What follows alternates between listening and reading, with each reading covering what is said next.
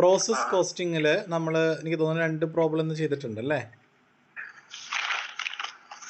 3 ചെയ്തിട്ടുണ്ട് അല്ലേ?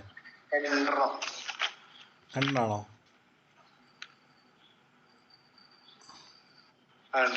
ഓക്കെ ഒരു ഫോർമാറ്റ് ആയിരുന്നു. പിന്നെ ഒരു പ്രോബ്ലം 3 പ്രോസസ്സിൻ്റെ, പിന്നെ ലോസ് വരുന്നത് ചെയ്തു അല്ലേ? നോർമൽ ലോസ് വരുന്ന, അബ്നോർമൽ ലോസ് വരുന്നത് ചെയ്തു അല്ലേ?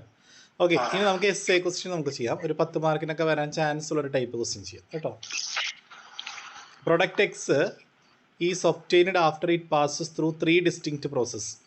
പ്രൊഡക്റ്റ് എക്സ് ഒബ്റ്റെയിൻ ചെയ്യണമെങ്കിൽ, ഉണ്ടാക്കണമെങ്കിൽ എത്ര പ്രോസസ്സിലൂടെ കടന്നു പോകണം? 3 പ്രോസസ്സ് അല്ലേ? അതിൽ മെറ്റീരിയൽ നമുക്ക് തന്നിട്ടുണ്ട്. Process 1 10,400, process 2 7,920, process 3 15,480. Direct wages തന്നിട്ടുണ്ട്, പ്രൊഡക്ഷൻ ഓവർ ഹെഡ് തന്നിട്ടുണ്ട്. പക്ഷേ പ്രൊഡക്ഷൻ ഓവർ ഹെഡ് നമുക്ക് ടോട്ടൽ തന്നേക്കണം കേട്ടോ, അത് സ്പ്ലിറ്റ് ചെയ്ത് കണ്ടുപിടിക്കണം, അത് പറഞ്ഞുതരാം. പിന്നെ ആക്ച്വൽ ഔട്ട്പുട്ട് തന്നിട്ടുണ്ട്, നോർമൽ ലോസ് തന്നിട്ടുണ്ട് 5%, 10%, 15%, scrap value 8, 16, 20. 1,000 units at rupees 12 per unit were introduced into process 1. Process 1 നമ്മളൊരു 1000 യൂണിറ്റ് ഇൻട്രൊഡ്യൂസ് ചെയ്തിട്ടുണ്ട്. ഒരു യൂണിറ്റിൻ്റെ വില 12 രൂപ. ഓക്കെ, ഇനി പ്രൊഡക്ഷൻ ഓവർ ഹെഡ് എന്ന് വായിച്ചേ. Production overhead is to be distributed as 100% on direct wages. എന്താ അതിൻ്റെ അർത്ഥം?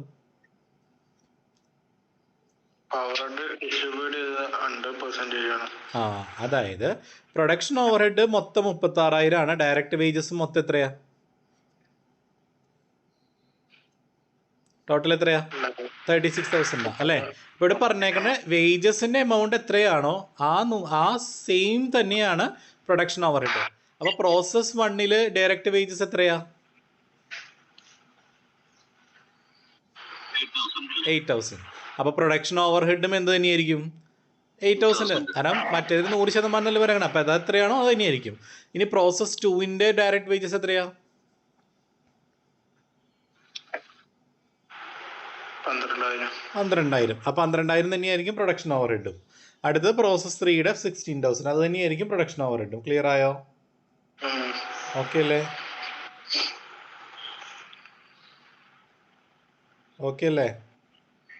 ഓക്കെ, നമുക്ക് പ്രോസസ്സ് വരയ്ക്കാം. First process 1 account. ആദ്യം നമ്മൾ 1000 യൂണിറ്റ് ഇൻട്രൊഡ്യൂസ് ചെയ്തിട്ടില്ലേ, അത് എഴുതാമല്ലോ. അപ്പോൾ യൂണിറ്റ്സ് ഇൻട്രൊഡ്യൂസ്ഡ് എന്ന് പറഞ്ഞ് എഴുതാം. എത്ര യൂണിറ്റ് ഇൻട്രൊഡ്യൂസ് ചെയ്തേ? 1 യൂണിറ്റിന് 12 രൂപ. അപ്പോൾ 1000 യൂണിറ്റിന് എത്ര വരും? 1000 × 12 12,000. എല്ലാവർക്കും ക്ലിയർ ആയില്ലേ ഫസ്റ്റത്തെ?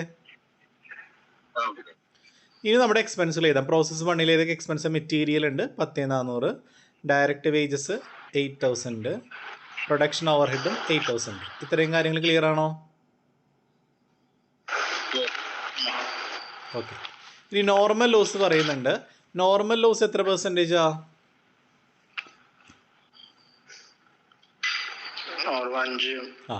എന്തിൻ്റെ 5%?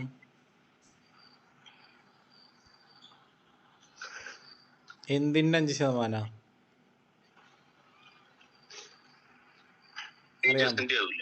എന്തിൻ്റെയാ?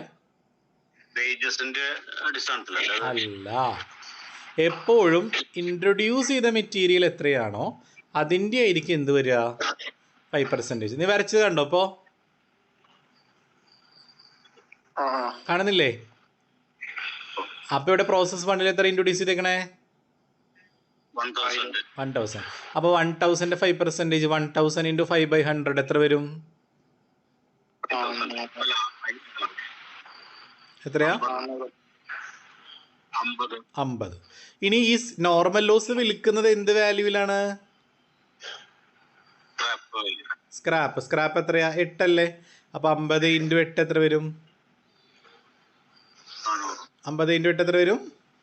400. ക്ലിയർ ആയോ? കത്തിയോ? ക്ലിയർ ആയോ? നോർമൽ ലോസ് കാണണമെങ്കിൽ നമ്മുടെ ഡെബിറ്റ് സൈഡിൽ ഇൻട്രൊഡ്യൂസ് ചെയ്ത മെറ്റീരിയൽ എത്രയെന്ന് നോക്കുക. അതിൻ്റെ ആയിരിക്കും എപ്പോഴും വരിക. അപ്പോൾ അതിൻ്റെ 5% 50. ഇനി സ്ക്രാപ്പ് വാല്യൂ 8 ആണ്. അപ്പോൾ 50 × 8 400. ഇനി അടുത്ത ഔട്ട്പുട്ടിലോട്ട് പോകുന്നു. പ്രോസസ് 2 എന്ന് പറഞ്ഞ് എഴുതാം.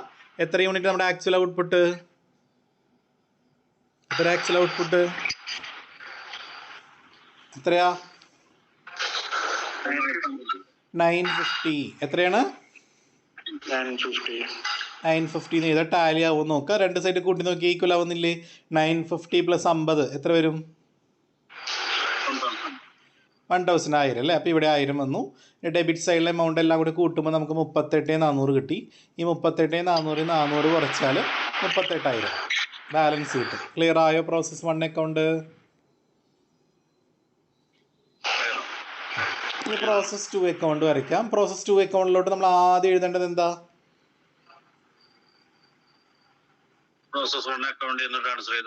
എമൗണ്ട് എത്ര? 950 38,000 അത് വേണം ആദ്യം എഴുതാനായിട്ട്. ക്ലിയർ ആയോ?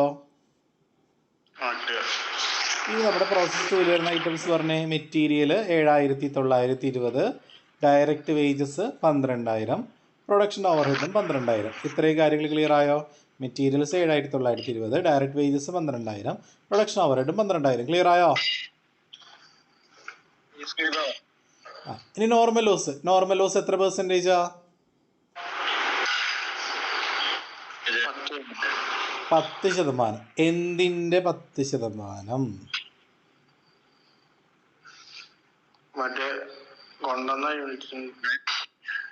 എന്തിൻ്റെ 10%? യെസ്, 950 10%. എപ്പോഴും ഇപ്പുറത്ത് കിടക്കണത് എത്രയും നോക്കണം. മനസ്സിലായോ? അപ്പം 950 10% എത്ര വരും? 95. ക്ലിയർ ആയോ? കത്തിയോ?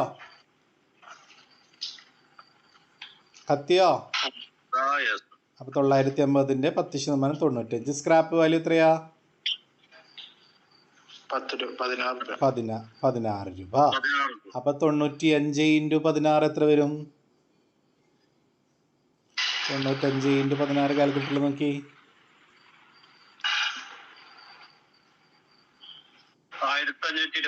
1520.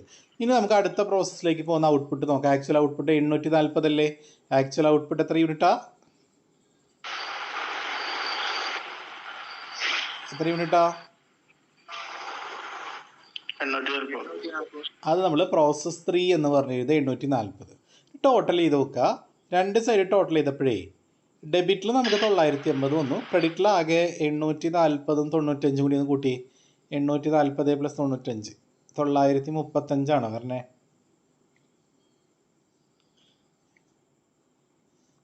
840 + 95 എത്രയാ?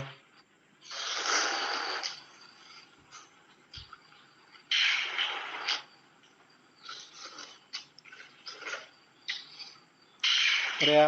840 + 95 935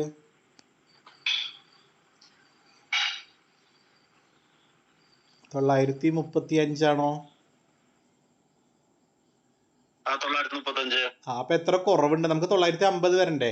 അപ്പൊ ക്രെഡിറ്റ് സൈഡിൽ എത്ര കുറവുണ്ട്? 15. അപ്പൊ ക്രെഡിറ്റ് സൈഡിൽ കുറവ് വന്നാൽ നമ്മൾ അതിനൊരു പേര് വിളിക്കില്ല. എന്തെന്നാ? ഡെബിറ്റിലാണ് കുറവ് വരുന്നെങ്കിൽ അബ്നോർമൽ ഗെയിൻ ആണ്. അപ്പോൾ ഇത് അബ്നോർമൽ ലോസ് ആണ് 15. അതിൻ്റെ എമൗണ്ട് കാണാൻ നിങ്ങളൊരു പഠിപ്പിച്ചിട്ടുണ്ടല്ലോ. ഞാൻ എങ്ങനെയാണ് പഠിപ്പിച്ചത്? ഓർമ്മയുണ്ടാർക്കെങ്കിലും? എങ്ങനെയാ ഓർമ്മയുണ്ടോ? ടോട്ടലിന്ന് ഡെബിറ്റ് സൈഡിൽ 69,920 നോർമൽ ലോസിന് എമൗണ്ട് കുറച്ചിട്ട് ഡിവൈഡഡ് ബൈ ഡെബിറ്റ് സൈഡിലെ യൂണിറ്റ് 950 95 കുറച്ചിട്ട് ഇൻറ്റു എന്ത് ചെയ്യണം? യൂണിറ്റ്സ് ഓഫ് അബ്നോർമൽ ലോസ് അല്ലേ? 15 ഇവിടെ എഴുതി വെച്ചിട്ടുണ്ട്. 69,920 മൈനസ് 1,520 ബൈ 950 മൈനസ് 95 ഇൻറ്റു 15 1,200 രൂപ കിട്ടും. ക്ലിയർ ആയോ? കത്തിയോ? ഇവിടെ വരച്ചിട്ടുണ്ട് കണ്ടോ? 69,920 1,520 കുറയ്ക്കുക ബൈ 950 95 കുറയ്ക്കുക ഇൻറ്റു 15. ക്ലിയർ ആയോ? ക്ലിയർ ആയോ? അപ്പോൾ നമുക്ക് എത്ര രൂപ കിട്ടും? 1,200. ആ എമൗണ്ട് അവിടെ എഴുതിയിട്ട് പിന്നെ ബാലൻസ് ചെയ്യാം. 69,920 1,520 1,200 കുറയ്ക്കുമ്പോൾ നമുക്ക് ബാലൻസ് കിട്ടും 67,200. അതെവിടെ എങ്ങോട്ട് മാറ്റണം? പ്രോസസ് 3 എന്ന് പറഞ്ഞ് എഴുതണം. കത്തിയോ? പ്രോസസ് 2 അക്കൗണ്ട് ക്ലിയർ ആയോ? ഇനി അടുത്തത് നമ്മൾ ഏത് അക്കൗണ്ട് വരയ്ക്കണ്ടേ? Process 3 account. പ്രോസസ് 3 അക്കൗണ്ടിൽ നമ്മൾ എന്താ എഴുതുക ആദ്യം? ആ എമൗണ്ട് നമ്മൾ പ്രോസസ് 2 എന്ന് പറഞ്ഞ് എഴുതാം. 840 67 200. ഇനി നമ്മുടെ എക്സ്പെൻസുകൾ എഴുതാം. പറഞ്ഞ എക്സ്പെൻസുകൾ പറഞ്ഞേ. മെറ്റീരിയൽ എത്രയാ? 15,418. ആ, ഡയറക്റ്റ് വേജസ് 16,000, പ്രൊഡക്ഷൻ ഓവർഹെഡും 16,000. സെറ്റല്ലേ? അപ്പം അത്രയും കാര്യങ്ങൾ നമ്മൾ എഴുതി. ഇനി നോർമൽ ലോസ് എത്ര പെർസെൻറ്റേജാ? 15. എന്തിൻ്റെ 15%? മറ്റേ 940. 840. അപ്പോൾ നമുക്ക് 126 കിട്ടി. സ്ക്രാപ്പ് വാല്യൂ എത്രയാണ് ക്വസ്റ്റ്യനിൽ? 20 രൂപ. അപ്പോൾ 126 ഇൻറ്റു 20 2520. അത് ക്ലിയർ ആയല്ലോ. ഇനി ആക്ച്വൽ ഔട്ട്പുട്ട് എത്രയാ? ആക്ച്വൽ ഔട്ട്പുട്ട് പറഞ്ഞേ.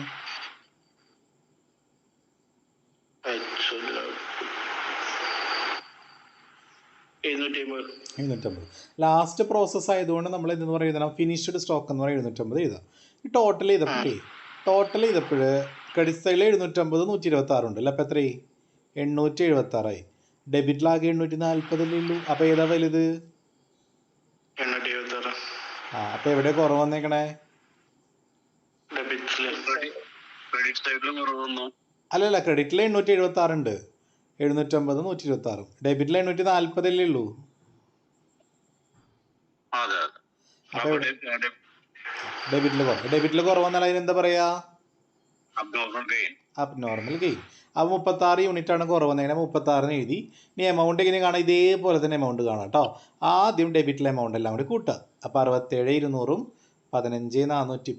15,418 16,000 കൂടി കൂട്ടുമ്പോൾ നമുക്ക് 98,618 കിട്ടും. ക്ലിയർ ആയോ? അതിന് എന്ത് കുറയ്ക്കുക? നമ്മൾ നേരത്തെ ചെയ്ത പോലെ തന്നെ ഡെബിറ്റിലെ എമൗണ്ടിന് എന്ത് കുറയ്ക്കുക? എന്താ കുറച്ച് നേരത്തെ? നോർമൽ ലോസിൻ്റെ എമൗണ്ട്. ആ, അപ്പോൾ 2,520. അതിന് 2,520 ബൈ 840 മൈനസ് 126 ഇൻറ്റു 36. കത്തിയോ? ഡെബിറ്റിലെ എമൗണ്ടിൽ നിന്ന് നോർമൽ ലോസിൻ്റെ എമൗണ്ട് കുറച്ചു ബൈ ഡെബിറ്റിലെ 840 നിന്ന് നോർമൽ ലോസിൻ്റെ യൂണിറ്റ് കുറച്ചു ഇൻറ്റു അബ്നോർമൽ ഗെയിൻ 136, വെറും 36. അത് ചെയ്യുമ്പോൾ നമുക്ക് 5,652 കിട്ടും. അത് ഇവിടെ എടുത്ത് എഴുതുക. ജസ്റ്റ് ടോട്ടൽ ചെയ്തിട്ട് ബാലൻസ് ചെയ്യുമ്പോൾ നമുക്ക് ഫിനിഷ്ഡ് സ്റ്റോക്കിൻ്റെ എമൗണ്ട് കിട്ടും. 1,17,750. കത്തിയോ? എല്ലാവരും ക്ലിയർ ആയോ? യെസ്. ഇനി നമ്മുടെ ഇത് നിങ്ങൾ ഹോംവർക്ക് ആയിട്ട് ചെയ്താൽ മതി. ഇതിലൊന്നും ചെയ്യാനില്ല. 3 പ്രോസസ്സ് വരയ്ക്കുക. Process A, process B, process C. Okay. Process എയിൽ ഡയറക്റ്റ് വേജസ് ഉണ്ട്. അതിന് മുമ്പായിട്ട് സെൻറ്റൻസ് വൈസ് അവിടെ പറയുന്നുണ്ട്. വായിക്കട്ടെ കേട്ടോ. ഓപ്പണിംഗ് സ്റ്റോക്ക് ഉണ്ടെന്ന് തോന്നുന്നു കേട്ടോ. ഓക്കെ. 2000 റോ മെറ്റീരിയൽസ് നമുക്ക് മുകളിൽ പറയുന്നുണ്ടോ നോക്കി. അത് എനിക്ക് തോന്നുന്നു എക്സലിൻ്റെ ബുക്കിൽ എന്തുവാണ്. പ്രൊഡക്ഷൻ നമുക്ക് 2,750 യൂണിറ്റാണ് നമുക്ക് തന്നേക്കണേ കണ്ടോ. പ്രൊഡക്ഷൻ എന്ന് പറഞ്ഞാൽ അങ്ങനെ കേട്ടോ എയിൽ. അപ്പം നമ്മൾ റോ മെറ്റീരിയൽ 2,750 എന്ന് എഴുതാം. അതിനകത്ത് ഒരു യൂണിറ്റിൻ്റെ പ്രൈസ് നമുക്ക് തന്നിട്ടുണ്ടോ നോക്കട്ടെ. 1 സെക്കൻഡ്. നമുക്ക് റോ മെറ്റീരിയൽ കൺസ്യൂമർ തന്നിട്ടുണ്ട്. അതായത് പ്രൊഡക്ഷൻ 2,750 റോ മെറ്റീരിയൽസ് കൺസ്യൂമഡ് എന്ന് പറഞ്ഞിട്ട് എത്ര തന്നിട്ടുണ്ട്? 48,000 കേട്ടോ. ഇങ്ങനത്തെ ക്വസ്റ്റ്യൻ അങ്ങനെ വരാറൊന്നുമില്ല. അപ്പോൾ 2,750 എന്ന് പറഞ്ഞ യൂണിറ്റിൽ എഴുതിയിട്ട് 48,000 എഴുതാം. പിന്നെ അവിടെ expense direct wages 15,000, machine expense 8,400, factory overhead 6,600. അത് ക്ലിയർ ആയില്ലേ? ക്ലിയർ ആയി. ഇനി വേസ്റ്റേജ്. ഇവിടെ നോർമൽ ലോസ് അല്ല, വേസ്റ്റേജ് വന്നേക്കണേ. ഈ വേസ്റ്റേജ് വന്നാൽ വിറ്റ ഒരിക്കലും നമുക്ക് പൈസ കിട്ടൂല. നോർമൽ ലോസ് അങ്ങനെയല്ല, വിറ്റ സ്ക്രാപ്പ് വാല്യൂ വിൽക്കാൻ പറ്റും. പക്ഷെ വേസ്റ്റേജ് വിൽക്കാൻ പറ്റുമോ? ഇല്ല. അപ്പോൾ വേസ്റ്റേജ് എന്ന് പറഞ്ഞാൽ എഴുതിയിട്ട് യൂണിറ്റ് മാത്രം എഴുതിയാൽ മതി. 150. ക്ലിയർ ആയോ?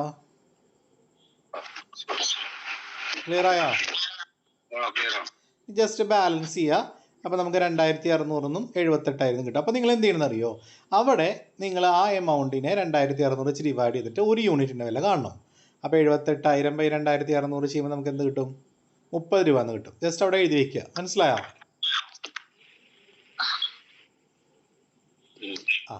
ഇനി പ്രോസസ് ബി വരയ്ക്കുമ്പോഴേ അതിനകത്ത് ഓപ്പണിംഗ് സ്റ്റോക്ക് ഉണ്ട് കണ്ടോ. നിങ്ങൾ ഓപ്പണിംഗ് ഡേറ്റിൽ സ്റ്റോക്ക് എന്ന് പറഞ്ഞാൽ കിടക്കണോ? എത്രയാ? ഓപ്പണിംഗ് സ്റ്റോക്ക് എന്ന് പറയുന്നത് കണ്ടോ എത്രയാ? 30,000 ആണോ? 250. മറ്റേ സംഭവം സ്റ്റോക്ക് എന്ന് പറയുന്നത് സ്റ്റോക്ക് 1 ജാനുവരി 2019 അത് ബിയുടെ ഓപ്പണിംഗ് സ്റ്റോക്കാണ്. അതേപോലെ തന്നെ ക്ലോസിംഗ് സ്റ്റോക്ക് ഉണ്ട് 440. കണ്ടില്ലേ? അത് നിങ്ങൾ ശ്രദ്ധിക്കണം. അത് പ്രോസസ് ബി എന്ന് പറഞ്ഞ് വരച്ചിട്ട് ആദ്യം ഓപ്പണിംഗ് സ്റ്റോക്ക് എന്ന് പറഞ്ഞാൽ ഡെബിറ്റ് ചെയ്ത 250. എന്നിട്ട് നമ്മൾ നേരത്തെ ഡിവൈഡ് ചെയ്തപ്പോൾ നമുക്ക് 30 രൂപ എന്ന് കിട്ടിയില്ല തൊട്ട് മുമ്പ് 78. അത് വെച്ച് ഇൻറ്റു ചെയ്യുക. അപ്പോൾ 7500 കിട്ടി. കത്തിയോ? അതേപോലെ തന്നെ ക്ലോസിംഗ് സ്റ്റോക്ക് എവിടെ എഴുതണം? ക്രെഡിറ്റ് സൈഡിൽ 440 × 30 13,200. ബാക്കിയൊക്കെ നമ്മൾ സാധാരണ ചെയ്യുന്ന പോലെ ചെയ്യാം. കത്തിയോ? ഈ ഓപ്പണിംഗ് സ്റ്റോക്കും ക്ലോസിംഗ് സ്റ്റോക്കും മാത്രമേ അഡീഷണൽ ആയിട്ട് വരുന്നുള്ളൂ. അതിൻ്റെ റേറ്റ് എവിടെ നിന്ന് കിട്ടുക?